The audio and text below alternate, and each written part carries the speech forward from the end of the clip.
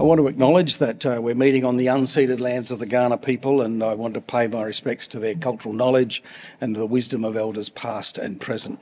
I'm Jeff Stremple, I'm the Director of the State Library, and I'm delighted to welcome Walter back to the library. He's a frequent guest, a researcher, spent a lot of time here, and in fact we launched this book here at the library over in the Mortlock last year. I'm really delighted that we're having an opportunity to dig a bit deeper with Walter today, having a look at his wonderful book, and you can see it up on the screen there, Young Rupert, The Making of a Murdoch Empire, which we all know a little bit about, but I think it's great that we've got Walter here today, who has spent an incredible amount of time and dedicated his research ability and his writing ability to turn the anecdotes and things that we might think we know about, getting into the archives and finding a story to be told in the book that we've got here today. Walter's been a welcome researcher at the State Library as he's worked on his book, and there have been two reasons why we've seen Walter quite a bit. Part of this is, of course, that we hold an incredible number of papers of eminent South Australians who Walter spent his time digging into to get some of the background and the story that he wanted to tell. So just to list a few that Walter was telling us about, we have the records of people like former Adelaide University Chancellor, poet and judge, and the grandson of a former Premier, John Jefferson Bray. People like the University historian, Kenneth Inglis, and of course Flinders University Chancellor, South Australian Supreme Court Judge Charles Bright, just to name a few of the archives that we hold and have been part of the research for this book. These names may have faded in recognition in South Australia these days, but at the time these were important South Australians who had a great influence on the period that this book was about. Now, the other reason that we see Walter is that the digitised newspapers of Australia that are held in Trove, which is run by the National Library, only go up to 1954 because of copyright restrictions. And this story begins in 1950. So the incredible amount of information that's held in newspapers about South Australia are still either in physical copy or in microfilm copy. And that's meant that rather than sitting home in his slippers and looking online, Walter's had to trudge into the city and into our reading room to be able to extract the information that is in our very, very rich collection. We often joke that Adelaide's a village where the expression of being about 6 degrees of separation, often we talk about in Adelaide it being maybe 2 degrees of separation. But I want you to think about the size of the very small group of people who effectively controlled and ran Adelaide when a brash 22-year-old from out of town, from Melbourne via Oxford, landed here to take over his father's paper, and as it happens, decided to do things his way. And this is the story that Walter's about to tell us. It's in the book and he's got lots to tell us. And while many of us have our anecdotes and stories and personal memories of the Murdoch family here in Adelaide and elsewhere, I think it's wonderful that we have this book which brings all this together, talking about the young Rupert, Adelaide at the time, but also the building of that global media empire that endures to this day. I'm looking forward to sitting down the back row and listening again to Walter talking about this work. So please welcome him today when he does his presentation about his wonderful book, Young Rupert, The Making of the Murdoch Empire. Thanks.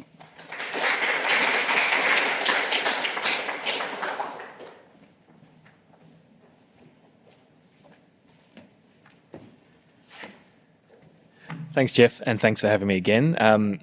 I want to repeat earlier that earlier acknowledgement that we're here on Garniata today, and this always was and always will be Aboriginal land. And to Jeff and the broader team at the State Library of South Australia, I see Mark and Patrick and a few other faces that I've just harassed endlessly for months and months and months to bring up these same bloody boxes of papers again and again and again. So it's nice to be back with a finished book, and actually saw it on the shelves for the first time in the library, which felt like a very full circle moment for me.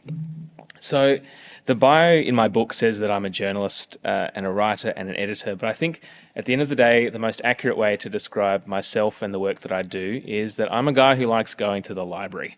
And a lot of the work I've done over the years is based on, draws a lot of inspiration from these stacks, these shelves, these miles and miles of papers that are sitting very safe underground, just waiting for someone like me to request them and start digging through them in the reading room, and eventually pull them together into, hopefully, a book. And this is my first book, so I'm still kind of pinching myself that I actually managed to pull it off. But today I'm going to talk about the book, about the story, but also take advantage of the fact that we are sitting just around the corner from all those collections, and they've taken a few things out, some papers that I'm exceedingly familiar with, and I actually haven't looked at them for probably about a year to 18 months, so it's kind of a strange flashback to have them in front of me again. But I'm going to read from them and also show how they came to inform the story that I tell in this book. So, people often ask me, while I was writing the book and definitely since, why spend any amount of time of my life, my precious time on this earth, writing about Rupert Murdoch. And I've occasionally found myself asking the same question. And the answer is pretty close to home. So I've lived in Adelaide for my entire life. I'm 33 now. And for pretty much that whole time, Adelaide has been a one-paper town. The News Corp-owned Advertiser has been the only daily metropolitan newspaper since March 1992, when the news shut down. So it was the first newspaper that I ever read, and for a long time it was the only one. But as I got older, I began to realise that the paper I knew, the press monopoly that I grew up with, wasn't just unusual, but it was part of a much bigger picture. It was part of an empire that stretched all around the world and touched all kinds of, politics and media and popular culture in all kinds of ways, and that influence wasn't always positive. And I also realised that until 2004, which isn't really that long ago, News Corp still held its AGM in Adelaide, just as it had since the company was founded in the 1920s as News Limited. So it seemed that not only was my local paper, my hometown, part of that Murdoch story, but it was actually the ground floor. And so 10 years ago, or maybe give or take, I was doing history honours at the university down the road, and I set out to learn how it got that way and how so small and so concentrated a market as Adelaide could be the foundation for this global media empire like News Corp and the platform from which this guy built it all. So that brought me to the reading room upstairs, where I found boxes and boxes and boxes and boxes of documents from a series of legal dramas from 1959 and 1960, and a transcript of some police interviews from January 1960. And for the kind of history and the kind of non-fiction that I like to read and was hoping to write, the transcripts like these were absolute gold, because it's essentially, and you'll see this in a second, it's kind of like a screenplay. It lets you build a scene with verbatim dialogue that gives you a sense of the characters, how they interact, what they share, what they withhold, and it's an opportunity to put the reader in the room with them and give a sense of immediacy, I guess, to historical events that happened long before I was born. So years later, when I eventually decided to turn that honours thesis into a book, I knew that these interviews would be the perfect place to drop the reader into the action and then work our way back. So I'm going to go ahead and read a passage from this transcript,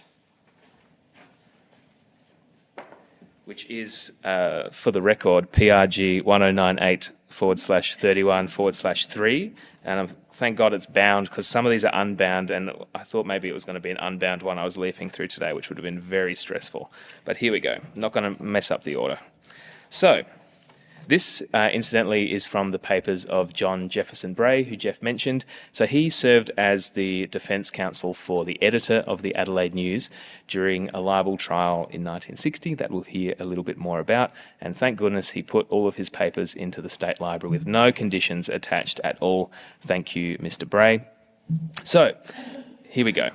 Edwin Lindsay Calder, Inspector of Police, stationed at Adelaide. This is what it looks like, by the way. At about 8:40 a.m. on Friday, 15th January 1960, in company with Detective J.B. Giles, I interviewed Mr. Keith Rupert Murdoch at the offices of the legal firm of Alderman, Brazel, Clark and Liggett-Wood, Grenfell Street, Adelaide. Is anyone related to any of those people? It's good to check in an Adelaide room. So Mr. Clark, the solicitor, was present. After introductions, I had the following conversations with him. I said, I'm not going to do voices. Mr. Murdoch, I'm making inquiries regarding certain publications which appeared in the news regarding the Stuart Royal Commission. In connection with those inquiries, I would like to ask you some questions. First of all, are you the director of the news? Clark said, you can answer that. Murdoch said, yes. I said, how long have you been a director? Murdoch said, 7 years, approximately. I said, do you play an active part in the day-to-day publication of the news? Murdoch Clark said, I advise you not to answer. Murdoch did not answer. I said, who is the editor-in-chief? Clark said, you can answer. Murdoch said, Mr. Rivett. I said, do you confer with him on the daily with respect to the publication of the news? And this is the news building, by the way, on North Terrace. I think it's the Playford Hotel now. Yeah, could we turn the house lights down a bit if that's possible at all? Thanks. Mr. Rivett, I said, do you confer with him daily with respect to the publication of the news? Clark said, I advise you not to answer. Murdoch did not answer. I said, do you give him any directions or advice on what to print or what not to print in regard to what appears in the news? Clark said, if you can guess, I advise you not to answer. Murdoch did not answer. I said, would you ever give him any instructions or advice in that regard? Rupert Murdoch famously never gives any instructions directly to his staff. Clark said, I advise you not to answer, and he didn't. I said, could you tell me who he is responsible to as editor-in-chief? I advise you not to answer. Could you tell me what authority is vested in him with regard to the publication of the news? I advise you not to answer. Murdoch did not answer. Could you tell me the division between his authority and responsibility and yours? I advise you not to answer. I understand that you have an office in the building of the news. Clark said, yes, you can answer that. Murdoch said, yes. I said, are you the only director with an office there? Clark said, I advise you not to answer that. Murdoch didn't answer. I said, would you be the only director with a personal assistant who is a journalist employed by the news? I advise you not to answer. Calder said, at this point, perhaps at this juncture, I might say that you're not obliged to answer any further questions unless you wish, as what you do say may be used in evidence. I would like you to have a look at these two posters. One is Shand quits, you won't give Stuart fair go, and the other is Commission breaks up, Shand blasts Napier. Have you seen these posters before? Clark said, you can answer. I said, were they published by the news? I mean, if you've seen, the posters are in the library as well, and it does say the news in very black ink and very fat black text right across the top. Clark said, you can answer. Murdoch said, yes. Were they distributed by the news? Well, somebody did. Clark said, you can answer. Murdoch said, yes.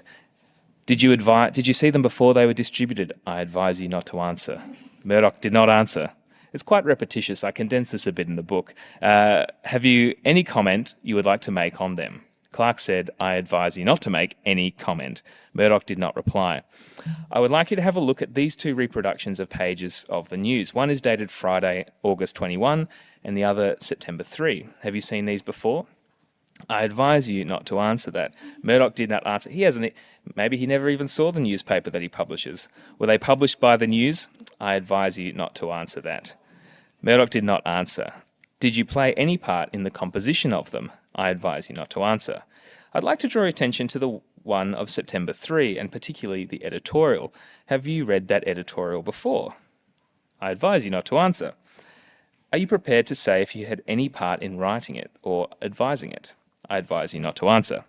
Have you any comment to make on those two reproductions of front pages of the news? I advise you not to make any comment. Murdoch did not answer. Were you a director of the news at the time of the Stuart Royal Commission? You can answer, Clark said. Murdoch said, yes. In that case, you would have been a director of the news at the time these two papers were printed.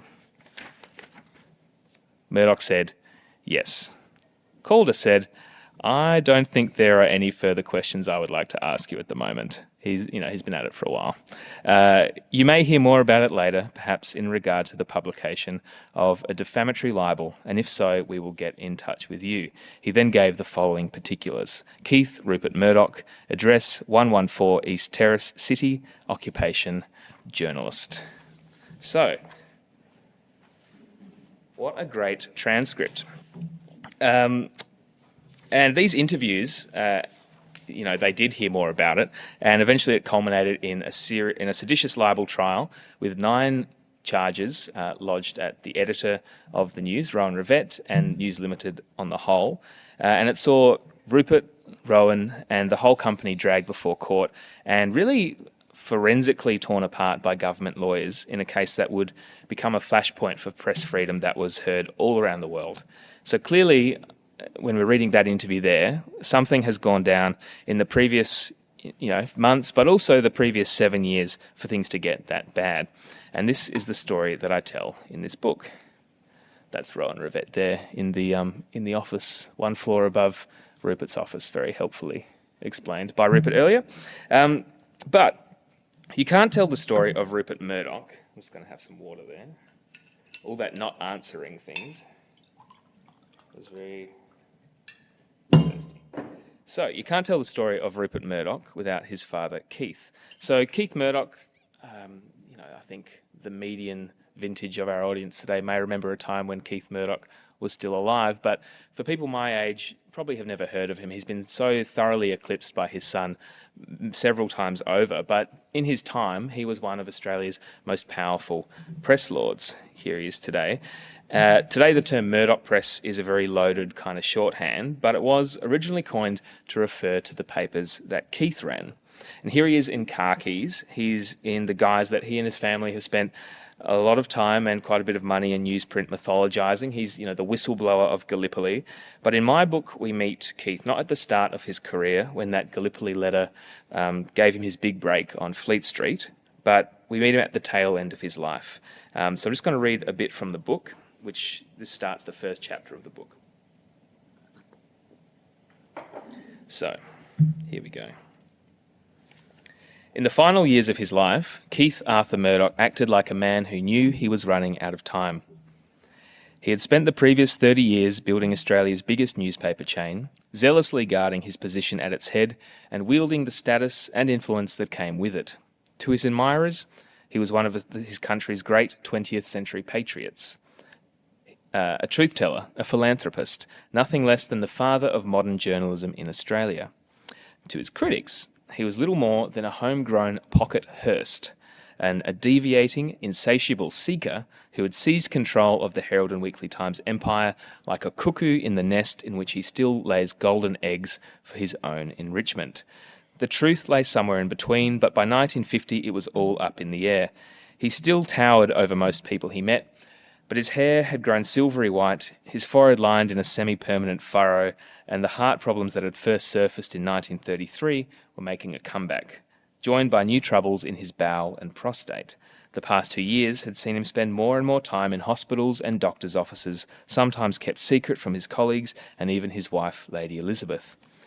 He knew that his rivals and protégés alike could smell blood. Just before Christmas, in 1949, he had reluctantly ceded the day-to-day management of the Melbourne Herald, but he continued to hang around, clinging to the chairmanship and undermining the men who were meant to succeed him. The longer he refused to retire completely, the more likely it seemed that others would move against him, and this time he might not come out on top. But to others in the Herald's upper echelons, Murdoch's own recent behaviour made the prospect of a coup increasingly justified. Even his allies found some of his actions outrageous. For years, the old man had been making moves of his own, reshuffling the small interests he owned in companies inside and outside the Herald family to string together a set of newspaper and magazine interests that increasingly resembled his own private fiefdom. This is the cuckoo at work, I suppose. From Brisbane to Adelaide, newspapers that were once considered part of the Herald and Weekly Times family now represented a small but significant rival chain owned and run by the Herald's own chairman. But to anyone, so few had the clout or audacity to push back on these moves. After all, most senior staff owed their positions to Sir Keith. But to anyone who was paying attention, he had been cannibalising the empire from within. As one rival confided to a Fleet Street counterpart, it was nothing less than skullduggery, absolute unblushing theft. So Murdoch's endgame became clear in his last will and testament, first signed in January 1948, less than a month after another health scare. I desire that my said son, Keith Rupert Murdoch, should have the opportunity of spending a useful, altruistic and full life in newspaper and broadcasting activities, and of ultimately occupying a position of high responsibility in that field with the support of my trustees if they consider him worthy. Sir Keith was spending what limited time and energy he had in dogged pursuit of the very thing he denied everyone else all those years, over the years, creating a legacy. One night, in his study in the family's city mansion at Toorak, he confided his fears and ambitions to a young family friend. "I can't afford to die," he said. "I've got to see my son established, not leave him like a lamb to be destroyed by these people." So who was this son? We've heard a bit from him a bit later, further down the track. But in this book, in my book, we meet him as a teenager. Initially on his father's newsroom floor, but we get our first real glimpses of him as a student at school at Geelong Grammar and at Oxford. There he is, encircled in red. Perhaps it's best to hear what his classmates thought. One who was, and this was a friend, called him a wild, gaily rebellious bloke, full of high spirits. And as a boy, he was rough as guts. He wasn't very subtle or gentle. He was known alternatively as Bullo Murdoch, being, and this is a quote, not me, being a bullshit artist or something, and Como Murdoch because he pretended to be a communist. He was rebelling against a capitalist father, I suppose. Now, I'm going to share with you something that isn't in the book. This is exclusive tier bonus content that was sent to me by someone whose father went to school with Rupert at Geelong Grammar, and she read an extract of the book in the Fin Review, I think, and she reached out, and I'm so glad she did, but boy, it would have been great to hear from her 12 months earlier. So this is a photo of Rupert's house at Geelong Grammar in 1945. And you can see at the front he is just like a little blonde boy, all of 12 or 13 years old. And here is the back of the photo where all the boys signed their nicknames. And here in his very own hand is Como Murdoch. And I think the juxtaposition of, how...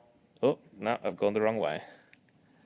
Of how young he looks in this photo and this very provocative way of signing his name. I think it really says a lot about how shallow and immature that left-wing posturing might have been.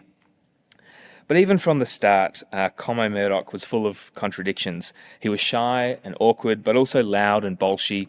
He was anti-establishment, but also born of incredible privilege. And in one transcript from his time in Geelong Grammar's debating society, back in 1948, he declared that he could not see why the chance of birth into a rich family should enable some boys to enjoy an education that most of them did not deserve, but he had no problem with inheriting this big foot in the door when it came to the media. So, despite the youthful rebellion, some observers could see that the impact of growing up the son of a workaholic press baron had on the boy. One witness thought it was obvious that Rupert came from a home where newspaper talk was the air he breathed. He was all agog with excitement about newspapers, the clash of personalities, and he was absolutely fascinated by the game. And it's that idea of the game kind of divorced from the human outcomes and the actual outcomes of politics and what papers are writing about that I think is the through line that you can follow through. Ultimately, Rupert is just about winning that game. So the left-wing views continued into Oxford. That's where this photo was taken. I don't really have a lot to add to this photo, but it's pretty funny. It's Rupert and the other two Australians at his college, and they are wallabies. That's from the student newspaper.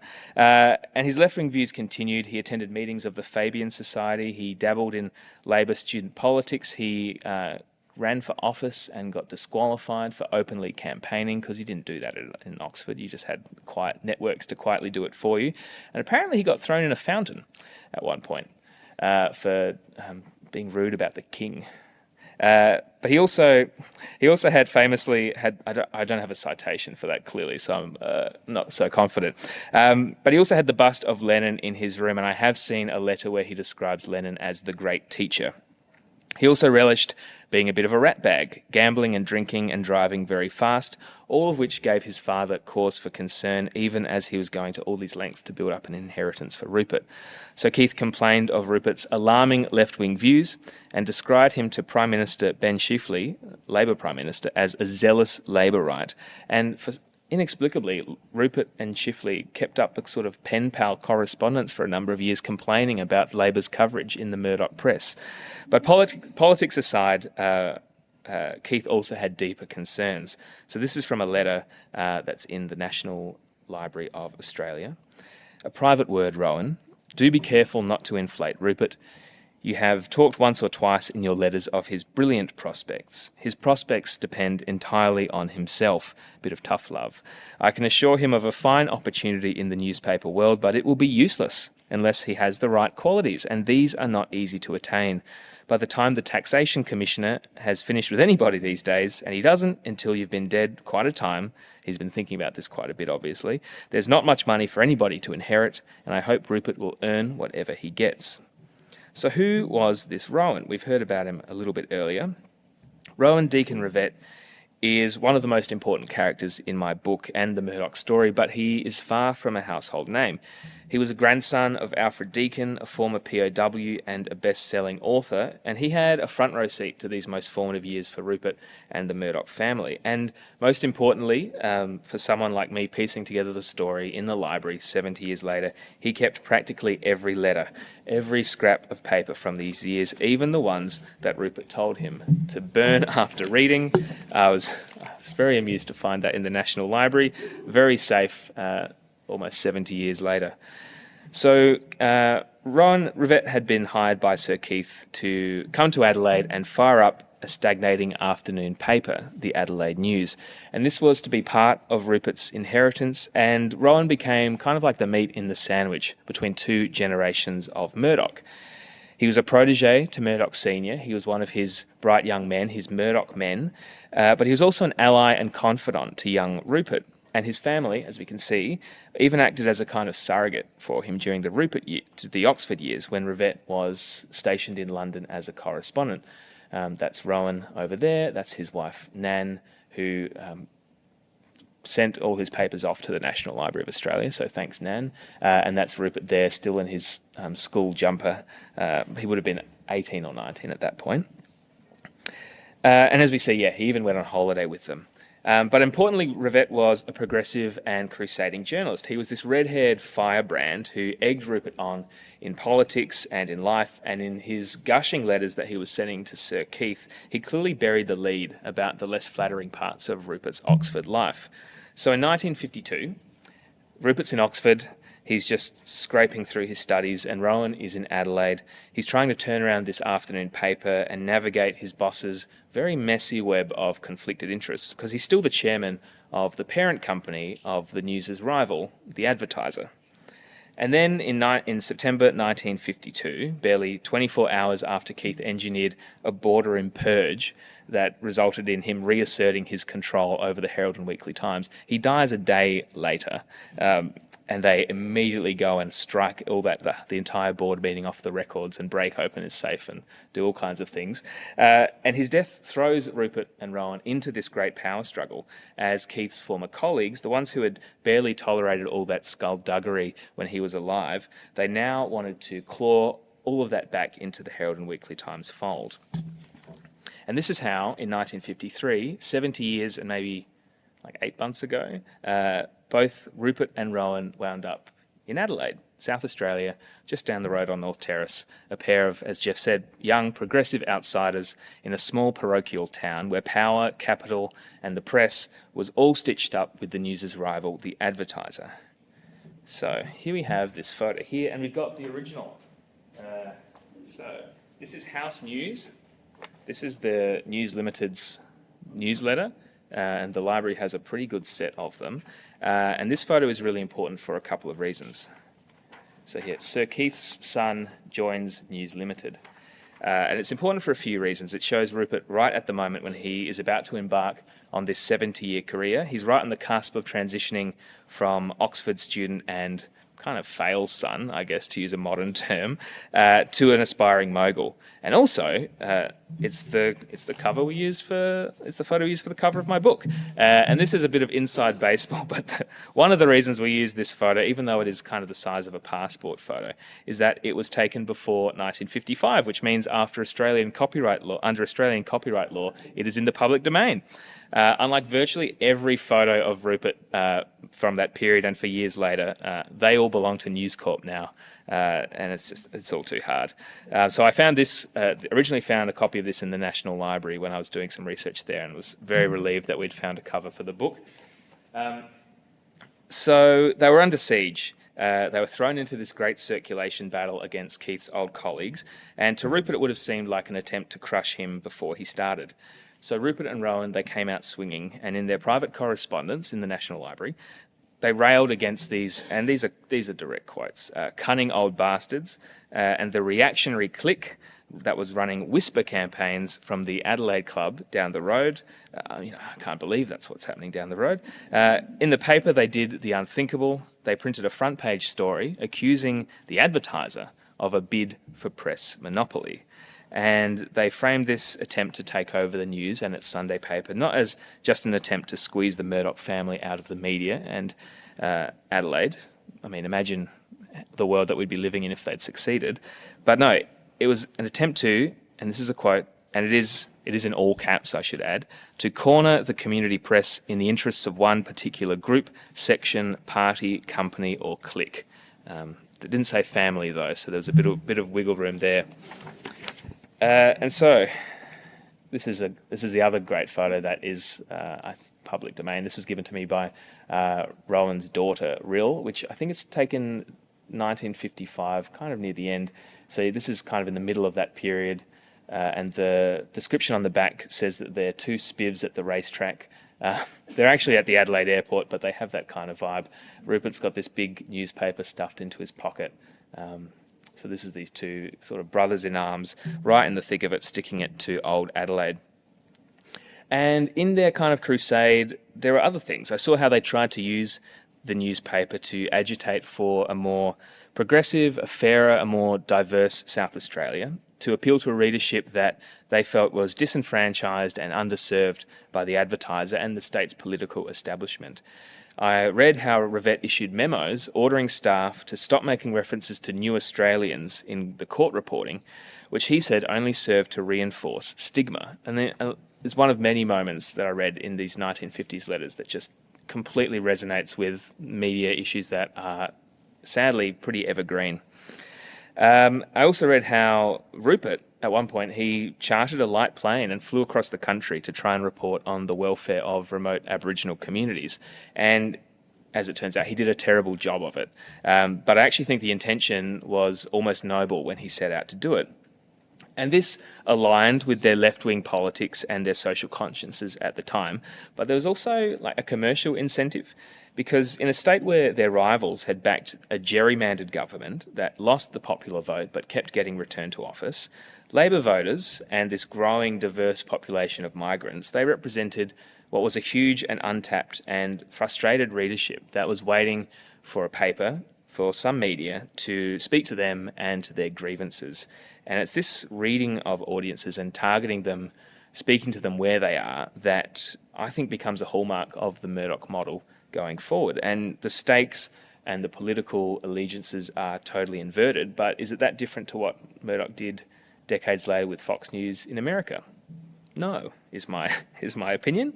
So that was the start, and a lot of stuff happens in between. He gets married for one thing, not for the last time, I should add, and since completing this book, he's been engaged twice, which explains why he never got back to my requests for an interview. But it all comes to a head 7 years later with what we read at the start, with the murder trial of Arrernte man Rupert Mac Stewart, the subsequent appeals and a royal commission that eventually led to those police interviews and News Limited's own trial. And this happened in February and March 1960. It was dubbed the Poison Pen Trial by rival papers. The transcript I read earlier is just one of many that show dramatic scenes in which the government really threw everything they had at the company. They sent its journalists into custody when they refused to talk. They even granted one an unconditional pardon, so he couldn't refuse to testify anymore.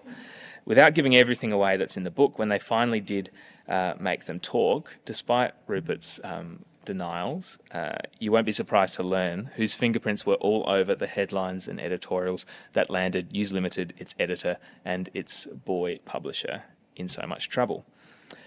And it was important to me that in piecing together the Stewart case and the subsequent trial, that I not just sort of rewrite the other books that have been written about it, and there have been a few. Luckily, the State Library, as Jeff mentioned, has the personal papers of Ken Inglis, who played a key role in the Stewart case. So we've got a few other things here as well. So this is a pamphlet that was circulated by advocates for Stuart who, there was kind of a coalition of different causes. There were religious groups, anti-death penalty advocates, but generally it all hinged on basically he'd been sentenced to death for the murder and sexual assault of a 9-year-old white girl in Ceduna, but basically the conviction hinged on a confession, a typed and signed confession in impeccable English that pretty well not everyone, about half the city was convinced that one way or another it wasn't his verbatim words. He spoke Aranda as his first language, barely spoke English, and they were pretty sure it had been coerced out of him one way or another.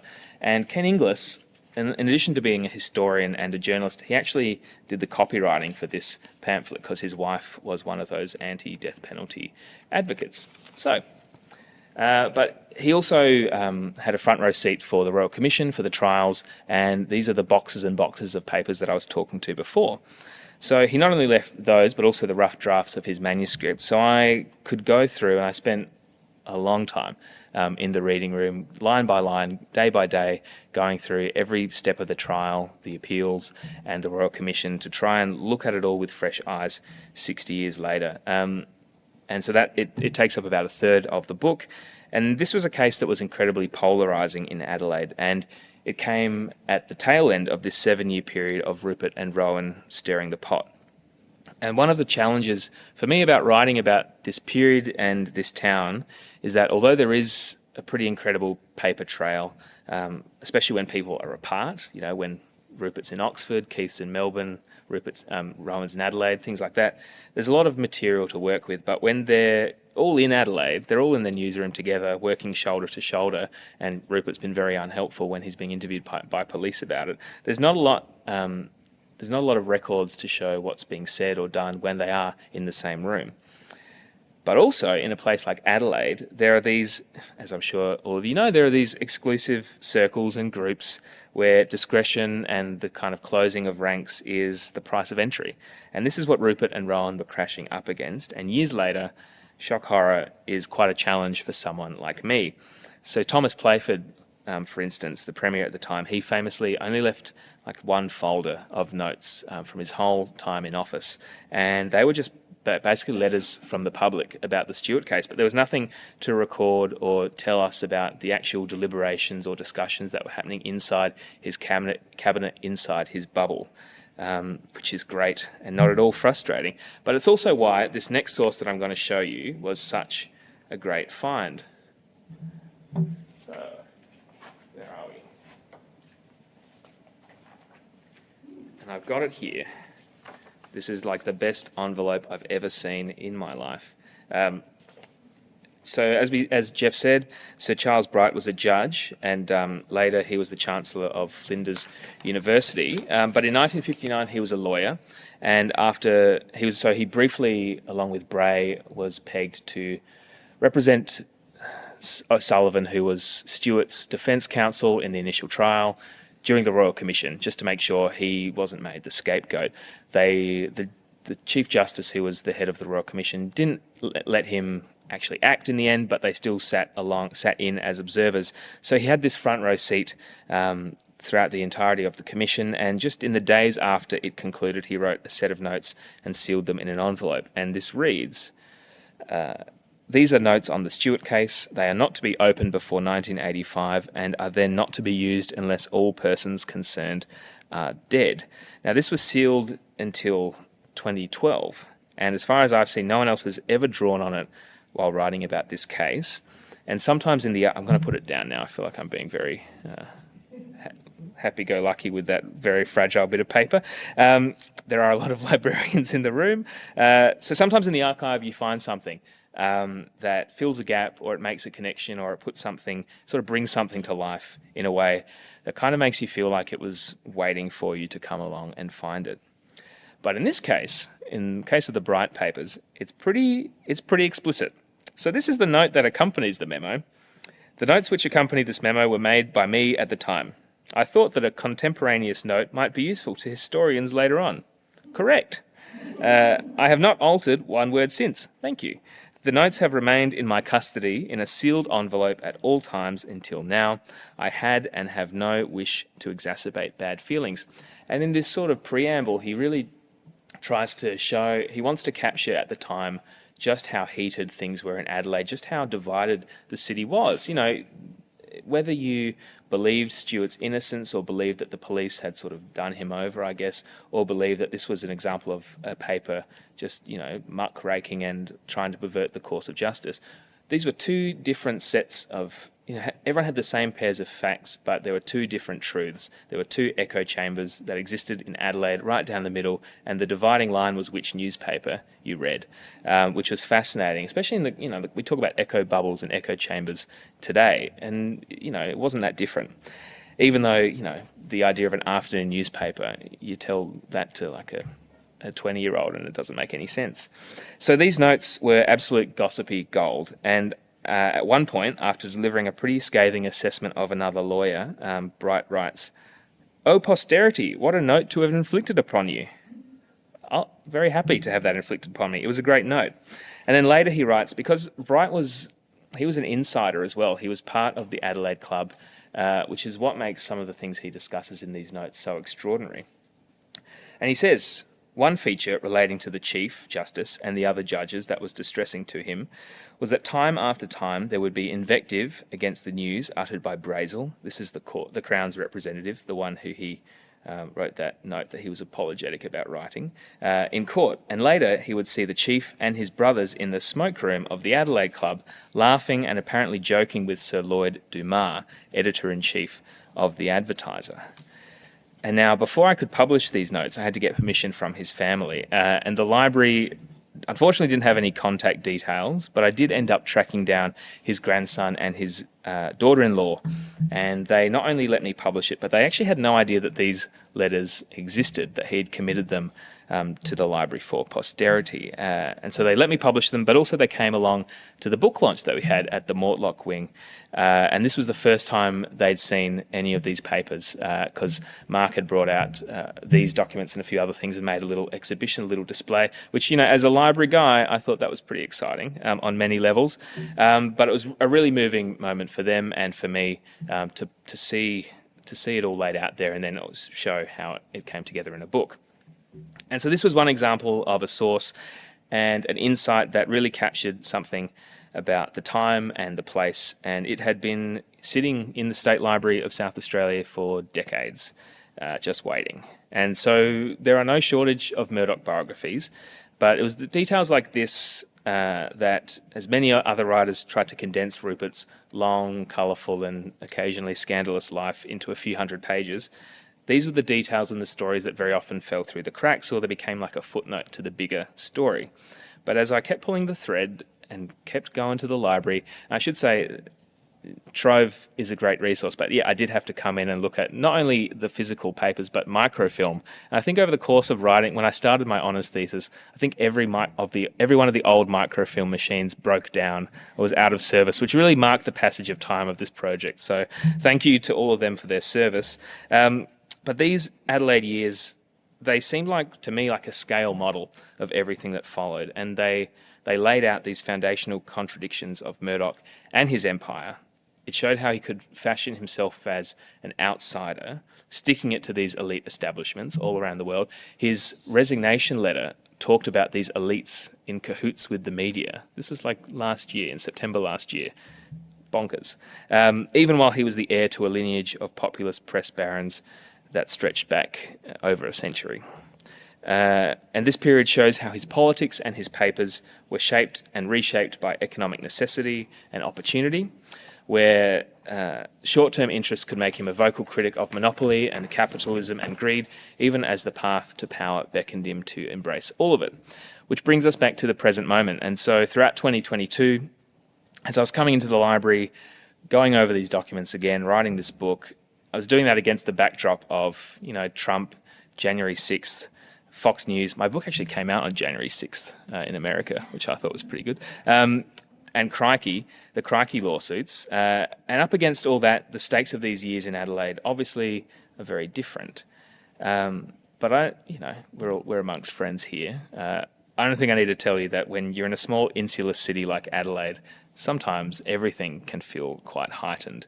And as I looked up from these transcripts of libel trials, courtroom battles, takeover bids, and technological disruption, television arrived in the middle of this Adelaide period, and Rupert bought the first Adelaide station. I saw this all play out in the archive in front of me, and again, it seemed to me that the best place to make sense of this Murdoch era that we've been living in was actually right here in Adelaide, right at the start. So yeah, that's the book. Thank you very much.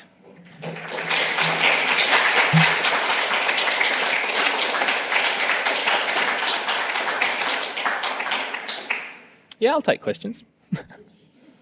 Murdoch, is he acknowledging your book? And you say made a comment. I've been waiting for someone to send me through like a paparazzi shot with a long lens of him on a cruise ship somewhere with a very bright red book, but no, I haven't heard anything.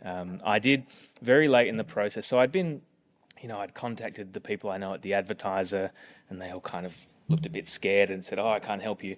And I was staying up late at night to ring the New York office of News Corp to try and get in touch with somebody. And then finally, a few weeks before the deadline for my manuscript, someone finally got back in touch with me and they asked me if it was a hatchet job. And I was like, well, I don't think so, but there are some embarrassing things in it. Had this back and forth, and they were pretty open to it. And they sent her an interview request up the chain and some questions, which I was very relieved to send off for, obvious like legal reasons and things. But no, he never heard back from him. It turns out he was romancing his not his most recent fiancée, the one before that. So he's been a busy guy. But no, I haven't heard anything. I haven't received any feedback from inside the Murdoch bubble that I am confident that I'm happy to disclose in a public forum. But I know that it's been read inside the company. You didn't send him a signed copy during his birthday. Well, he just turned 93 in March, so that was a good option. I think they announced the cover reveal last year was timed for his birthday, so hopefully he's on Twitter. But yeah, haven't heard anything back from Rupert himself. He's not, everything I've read about him, he's not a guy that likes to think about the past. He's always moving forward, and to the point where it would have been annoying if he had granted me an interview when the book was 3 weeks out from being completed, because I would have had to open up a lot of chapters I'd finished. But equally, from the people that have interviewed him, where he has looked back, I was looking at the primary sources, the correspondence from the time, and there were many moments when his memory of it didn't really line up with exactly what happened. So he wasn't a particularly reliable narrator if I had managed to speak to him. So I was happy to make it an archival piece. Would have been interesting though. Yeah. Could I ask, a couple of years ago I saw a film about the Stewart case, Hmm. and it ended with the filmmakers seemed to imply that Stewart was possibly guilty. Hmm. Hmm. Your research, did you... Yeah, I think that was one thing that I was really careful about doing. There's been Ken Inglis wrote his book, The Stewart Case, in 1961, and he, in 1961, kind of came down. He was very sort of sympathetic to the idea that he had been unfairly tried, but ultimately, on the balance, he thought that Stewart probably was guilty. And then we had, in the early 1970s, Sir Roderick Chamberlain, who was the prosecutor. He wrote The Stewart Affair.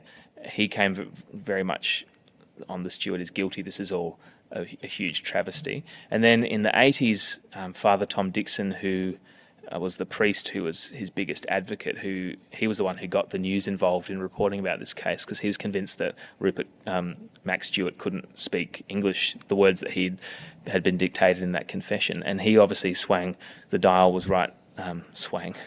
swung right to the other end.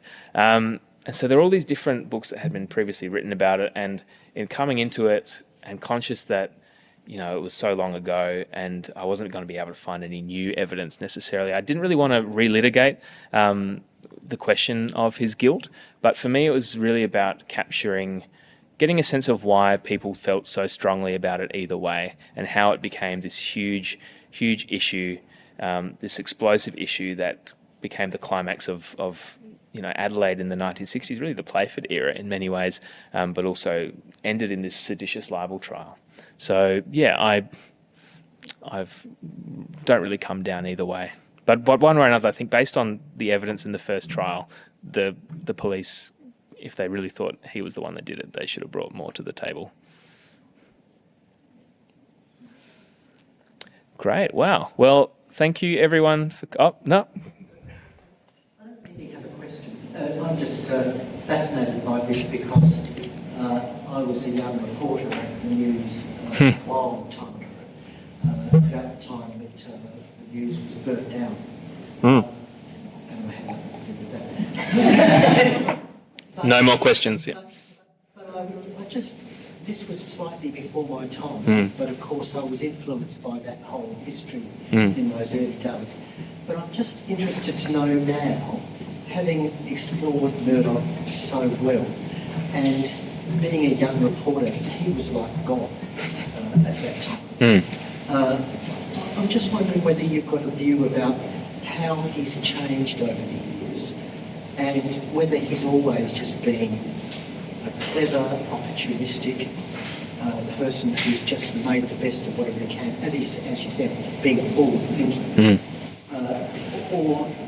and whether he's a likeable person or just a very complex person. I mean, one thing that does come across is that he is quite polarizing, and sometimes he's kind of an awkward, disarming guy, but also when you're in the bubble with him, when you're in his little close group, he can be a very charming person, and it's very easy to rally around him. And I thought that was an important thing to get across because, yeah, when you're inside the Murdoch, when you're on the team, it's a really, it's nice in the sun, I think. And this kind of us versus them mentality that leads to them, being so defensive against all of their critics, this kind of bunker mentality, I think that's a really important thing to understand. And I actually think this period, obviously I think the secrets lie in this book that I've written, but when you put it in the context of how, as soon as he touched down in Adelaide, it was sink or swim, it was fight or die, and he was thrown into this circulation battle to try and win the Sunday market, and he realised that the advertiser and his father's old company was much better resourced. So what did he have to do? He had to grow,